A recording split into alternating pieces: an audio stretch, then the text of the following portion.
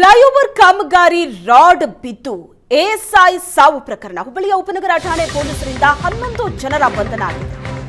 Flyover ಕಾಮಗಾರಿಯ rod ಬಿದ್ದು ASI ಮೃತಪಟ್ಟಂತಹ ಪ್ರಕರಣಕ್ಕೆ ಸಂಬಂಧಿಸಿದಂತೆ ಹುಬ್ಬಳ್ಳಿ ಉಪನಗರ ಠಾಣೆ ಪೊಲೀಸರು 11 ಜನರನ್ನ ಅರೆಸ್ಟ್ ಮಾಡಿದ್ದಾರೆ.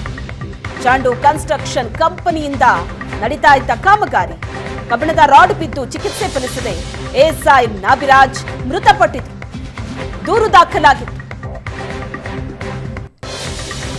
ಈಗ ಈ ಘಟನೆ ಬಗ್ಗೆ ತನಿಖೆ ನಡೀತಾ ಇದ್ದು 11 ಜನರನ್ನ ಅರೆಸ್ಟ್ ಮಾಡಲಾಗಿದೆ. ಚಾಂಡು ಕನ್ಸ್ಟ್ರಕ್ಷನ್ ಕಂಪನಿಯಿಂದ ನಡೀತಾ ಇದ್ದಂತಹ ಕಾಮಗಾರಿಯನ್ನು ಅಧಿಕಾರಿಗಳ ನಿರ್ಲಕ್ಷ್ಯದಿಂದ, ಅಲ್ಲಿನ ಸಿಬ್ಬಂದಿಗಳ ನಿರ್ಲಕ್ಷ್ಯದಿಂದ ಆದಂತಹ ಮಹಾದುರಂತ.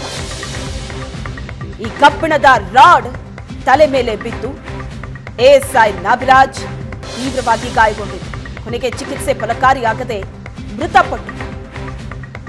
ಈ ಘಟನೆಯ ಬಗ್ಗೆ ತನಿಖೆ ನಡೀತಾ ಇದ್ದು 11 ಜನರ ಬಂಧನ ಆಗಿದೆ. ಈಗ ಫ್ಲೈಓವರ್ ಕಾಮಗಾರಿ ನಡೀತಾ ಇದ್ದಂತಹ ಜಾಗದಲ್ಲಿ ಆದಂತ ದುರಂತ ಇದು.